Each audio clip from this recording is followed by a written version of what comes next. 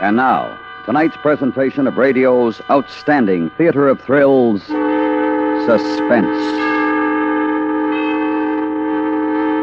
Tonight, we bring you a story of a cross-country bus and the safety of a nation that rode in it. We call it Classified Secret. So now, starring Parley Baer, here is tonight's suspense play, Classified Secret.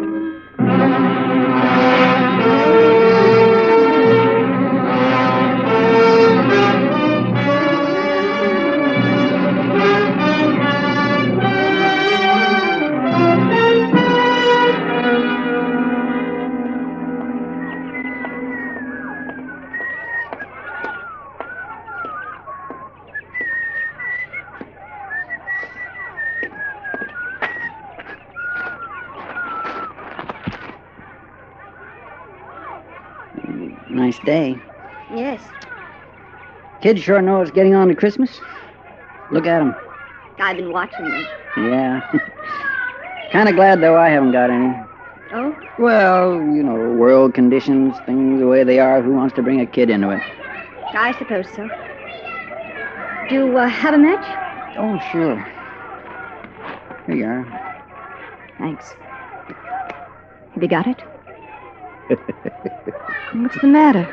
Oh, you don't look the type.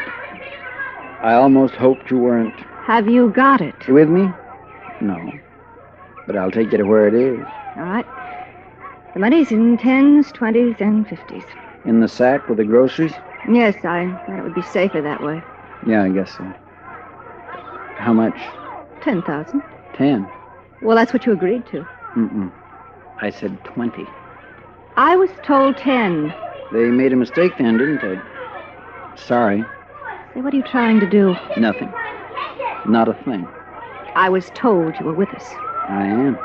But I get paid for it, too, don't you? Well, I can't sit here any longer. We might be watched. Will you please give me... Sorry, it was a misunderstanding. But... Unless you want to take me to the head man. Maybe he can straighten it out. I haven't got any instructions for that. How can I reach you? Well, as of about 2 hours from now, you can't. I'm leaving town. Will you give us 24 hours? It'll take that long I'm to... sorry. If you can't pay what I want, there's somebody else who will. I'm going. Okay. So long. I was sitting on a bench in a little park in North Hollywood, California. The late fall sun was warm, and for a change, there wasn't any smog in the air. I watched the woman I'd never seen before walk off down the path. She was headed for the avenue and some cars parked beyond the trees. I thought how nice it would have been if she were just a woman in the park, nothing else. I waited until she was out of sight, then I got up and walked away in the opposite direction.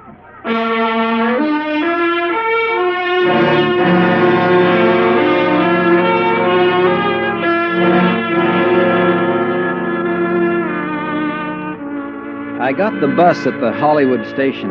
I had a train ticket in my pocket, but with the new development, it looked safer to ride the bus. Just before we pulled out, a girl climbed aboard and came down the aisle looking for a seat. Excuse me, is this number... 18. Oh, thank you. Oh, let me put your case up. Oh, thank you.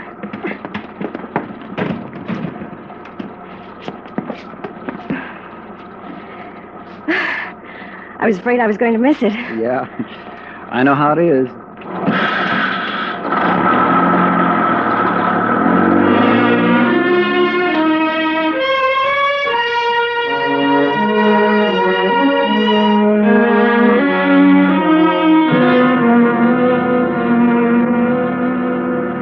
I settled back and watched the city drift away into desert country. As buses go, it was pretty quiet. There was a 6 or 7-year-old kid with his mother a couple of seats forward, but he dozed off almost as soon as we got running. I took a look at the girl sitting next to me. Oh, not in the way you might think, but because in my business you get to learn to look at people. You never know who it might be. She must have felt me watching, and she lowered the magazine she was reading. Would you care to look at one of these?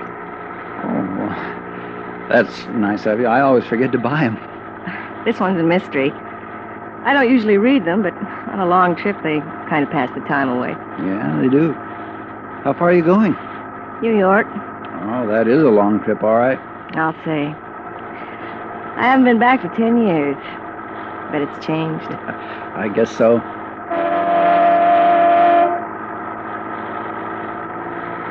I read the mystery well into Arizona, and when I finished, it was beginning to get dark. The kid up ahead was awake and hungry. There was a feeling of expectation on the bus as we drove into the first night of travel. Did you enjoy it? Oh, yeah. It was fine. Thanks a lot. What was it about? Spies. Real exciting. I like spy movies sometimes. But I think they do so many of them. You read about it in the papers all the time. I don't know, you'd think people would get sick of it. Yeah, I guess you're right. They're exciting, like you say. But I bet it isn't really like that. Yeah, I doubt it. Oh, say, my name's Charlie. Charlie Rader. Oh, how do you do? I'm Julie Spaulding. Hi. That kid sounds as hungry as I am. Yeah. We ought to be stopping soon. I hope so.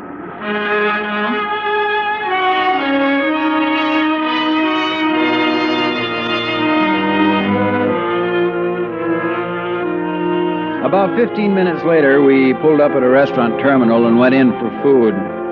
I watched for any new passengers who might be getting on. I didn't see anybody, and as soon as I finished my sandwich and coffee, I sent a telegram to New York, then got back on the bus. The girl, Julie, and I seemed to be hitting it off, and it was pleasant enough to pass the time. After we got rolling, the kid up ahead decided to sing himself to sleep. It was like a crooning over and over again, the same song, the same few notes. I guess it put everybody else to sleep except him.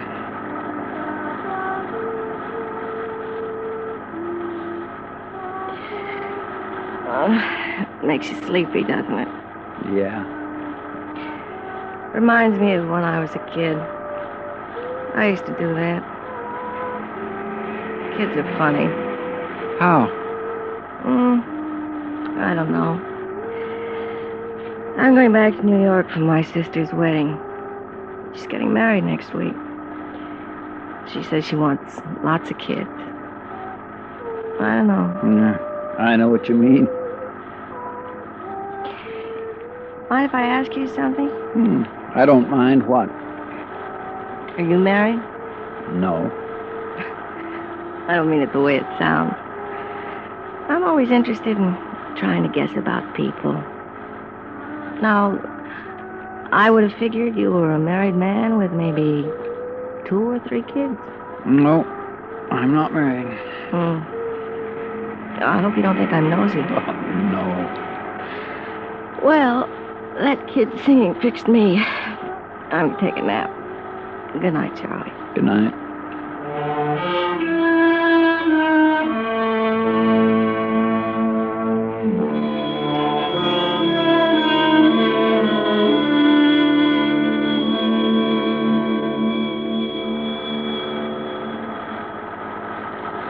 I must have dropped off, too. And when I woke up, she had her head on my shoulder. A lock of her hair was falling over her closed eyes. And then I knew something was different on the bus. Somebody on the other side of the aisle, watching. Excuse me, mister. Have you got a match? I'm clean out. Oh, sure. Just a minute. Here. Thank you. No, keep them. Oh, fine. Thanks a lot.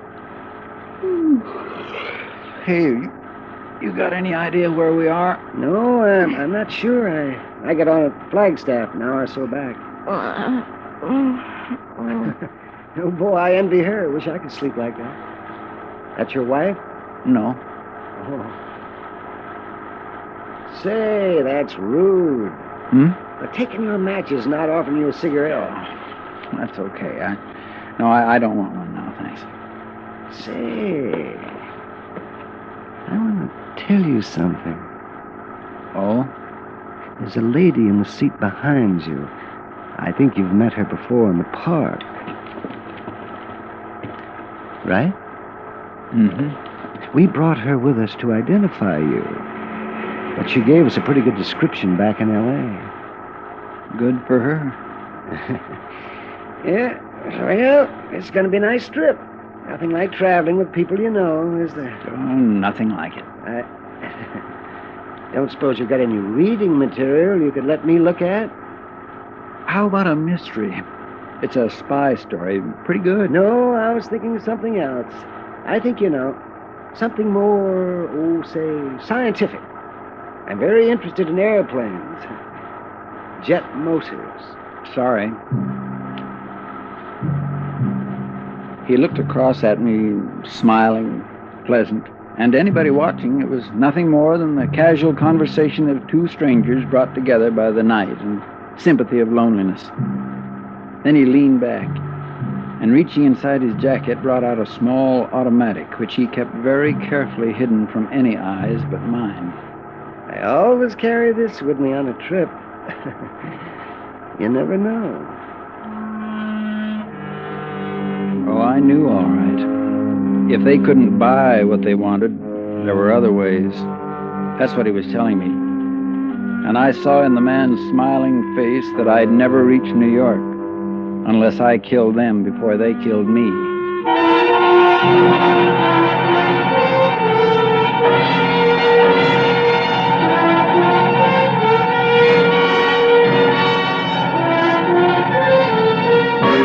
You're listening to Classified Secret, tonight's presentation in radio's outstanding theater of thrills, Suspense.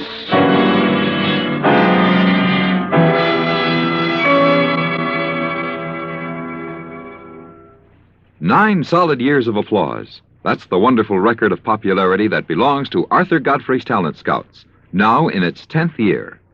Enjoy the fun with the inimitable redhead this Monday night on most of these same stations. You'll hear promising young performers compete for a golden chance at fame. Enjoy the suspense as you wait to hear which entertainer will be singled out by the studio audience. Don't miss Arthur Godfrey's Talent Scouts this Monday night at the Star's Address.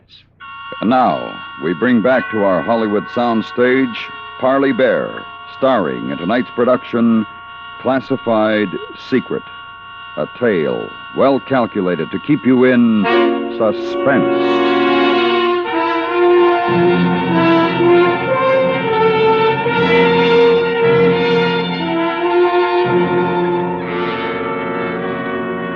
Julie and I had breakfast somewhere in New Mexico. The woman from the park and the man who carried the small automatic sat in a booth while we ate at the counter. I'd thought about things most of the night, and I decided to tell the girl, not too much, but enough so that she might be able to help. And I knew I'd need some help.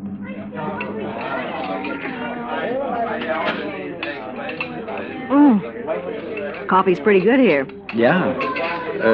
Cigarette? No, thanks.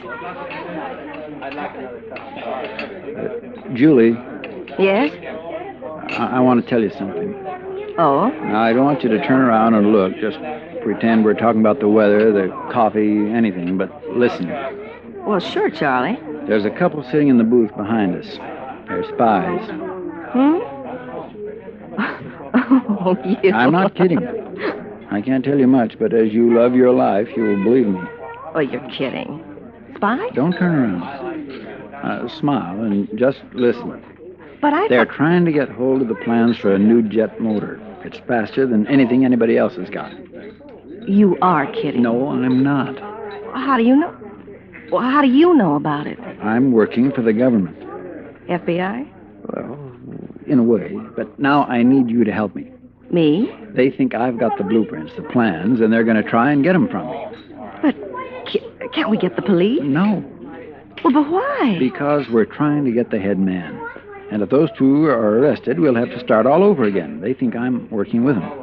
But I got tough about the money they offered, so now they're going to try and get rid of me and get the secret for nothing. Did they follow you from L.A.? Yeah, they got on during the night in Flagstaff. All right, folks, let's go. I don't see...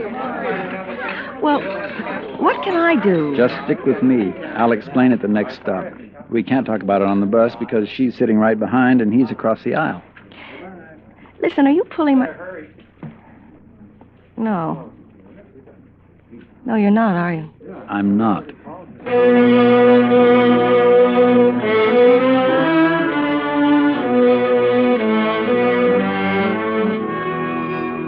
We went on through New Mexico and the Pink Rock and desert. We talked a lot of nonsense, and after a while I could see she was getting back to the idea that I'd been kidding, especially after the man with the gun introduced himself as Mr. Hutchinson and started to talk about fishing. It was about half an hour before our lunch stop. Now, you take some of that Northern California country. So you talk about trout and steelhead. Oh, boy, I tell you. My dad used to take us up, my sister and me. He'd take us up to a place in Maine. Oh, gee. Dad always wanted a couple of boys, I guess. When he saw what he got, well, he figured it wouldn't spoil his plans anyway, so he took us fishing every summer. You should have seen the fishing up there. Oh, I'd like to someday. Yeah, I'd like that. How about you, Mr. Rader? You like fishing? No, not much. Ever try it? A little, when I was a kid. You ought to take it up again, if you have time. Well, I might do that. You know, if a man had a little money put away, he could do a lot of fishing. Oh, boy, that's a way to live. Have about, say, $10,000. Go all over the country, fishing, no work, no worries. How's that sound, Miss Spaulding? What a life. It would take more than 10,000. Oh, I don't know. 10's better than nothing. Say, did you ever look at the road? They went on talking, and I did some thinking. He was smarter than I'd thought. Looked like a nice, average guy and behaved like one. That's one thing I'd learned. The more ordinary you can be, the less you're going to be suspected. And these people had it down to a science. It wasn't going to be easy because I was going to have to convince Julie all over again. I could see that. My chance didn't come until that evening after our dinner stop. By that time, the woman in the park, who went by the name of Lisa Nyland, Hutchinson, the girl, and myself, all four of us were buddies. We'd pulled up over the Colorado border. There was some kind of trouble up ahead, a slide or a wreck, and the driver told us we'd have half an hour or so before we went on. You want to take a walk for a while? There's a cafe a couple of 100 yards back. There's a cafe? I'll give you a call when we're ready to move on. Here, watch your step, Julie. Oh, thanks.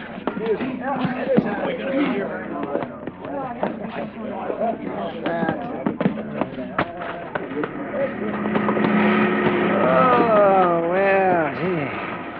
Well, kind of nice to have an extra leg stretch at that. How about some coffee? Oh, that'd be nice. Charlie?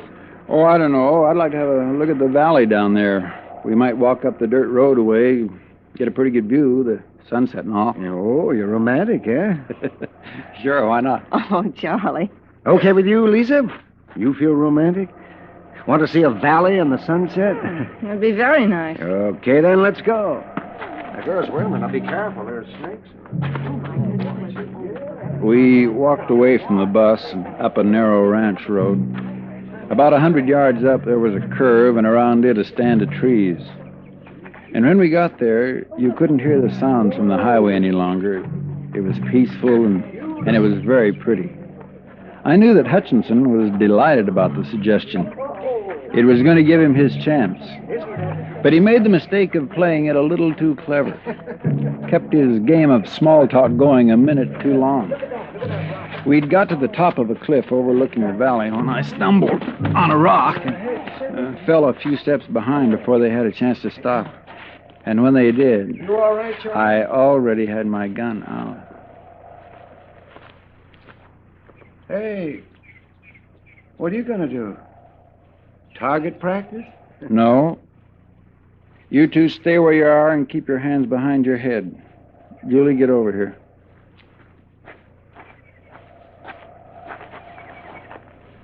Charlie. Charlie, are you sure? They seem... I know what they seem. Now, look. I don't want to do this, but it's you or me.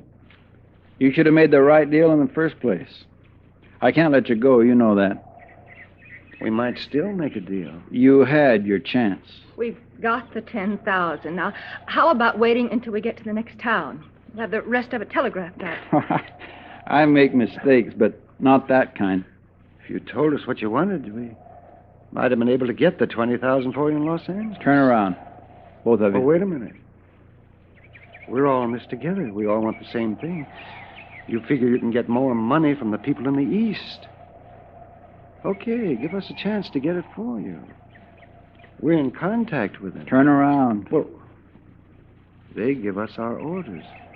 What difference does it make? Look, you shoot us. What do you think they'll do?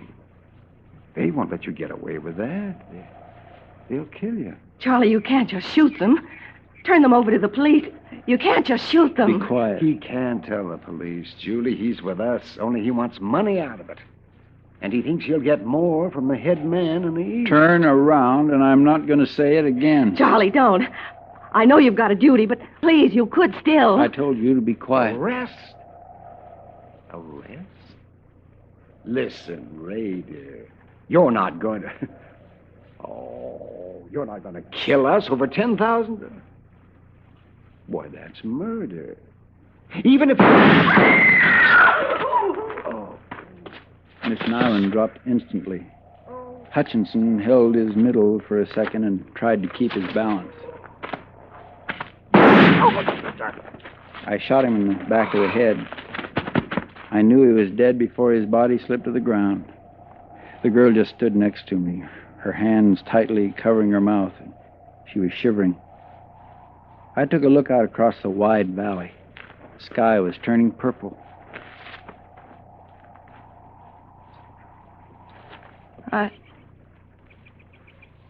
I've never seen anybody killed before. I'm sorry. Couldn't you have arrested them or something? Couldn't you? Did you have to? I had to. They wouldn't have stopped at killing both of us if they'd had the chance. What are you going to do? What are you going to do now? I've got to get the money for evidence. What are you going to tell the driver? He'll ask where they are. Charlie? Driver's going to wonder where they are. Charlie, what are you doing? I've got to put them over the cliff. Oh, no! No! I've got to. Oh!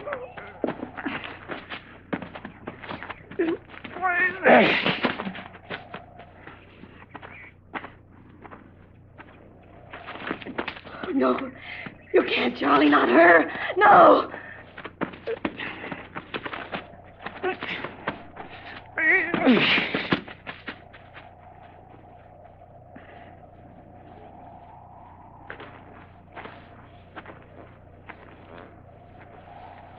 All right. Come on.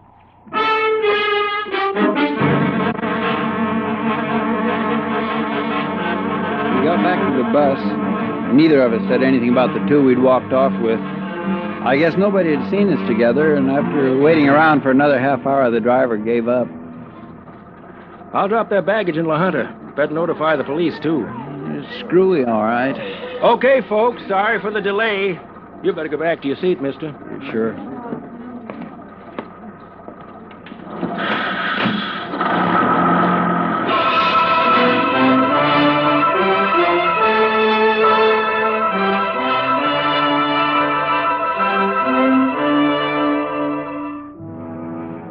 I was starved when we pulled into the depot at La Junta.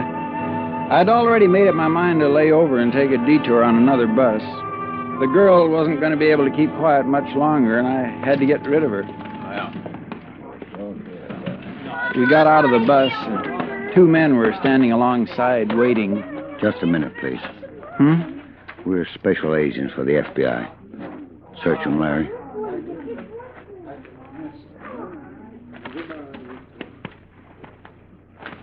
Just gun and money. Where are the other two? The other two? They're dead. He killed them. Oh. We'll take those plans now, Mr. Rader, and don't do anything silly. There are 4 more men covering you. Okay. It's in my shoe. You want me to take it off now? Please. All right. I've got terrible balance. Mind if I lean on you? No. Thank you.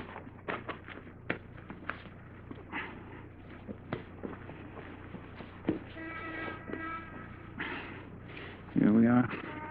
Thank you, Mr. Rader. This isn't worth anything, really, you know. We planted it in the factory in L.A. for someone to steal. What we wanted was to be led to the top man in New York, and when you sent that wire to him from Arizona, we got him. Uh-huh. We were worried about you, Julie, when you didn't call us from Albuquerque. I didn't get a chance. He was with me all the time. Is she... Oh, my. Is she... Are you playing spy, too, Julie? I'm working for the government, Mr. Rader. She's been following you since you stole the plans. Well, you fooled me. I bet you fooled Hutchinson and Nyland, too. It won't matter to them, though, will it? Well, that's the way it goes. Take him away, will you? I had to watch him murder those 2. I don't want to hear him laugh about it. Come on, Rader. We've got a car waiting. Sure. So long, Julie. Nice to have met you.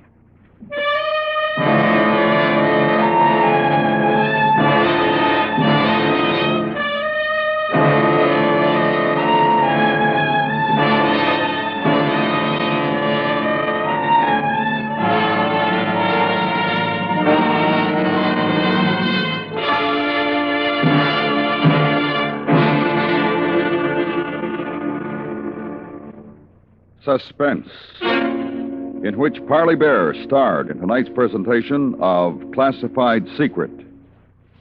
Be sure to listen next week for another presentation of radio's outstanding theater of thrills, Suspense.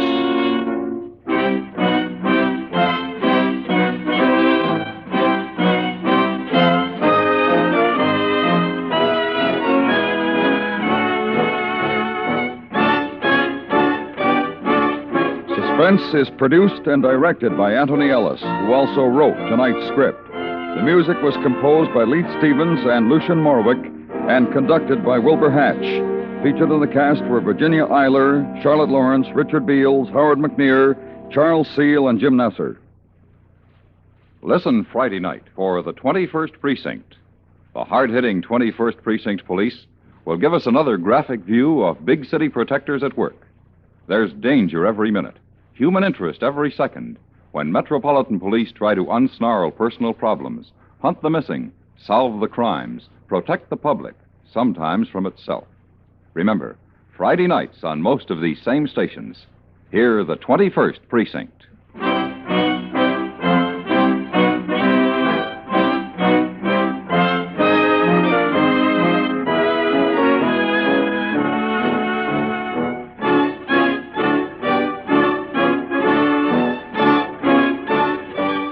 Gunsmoke every Saturday and Sunday on the CBS Radio Network.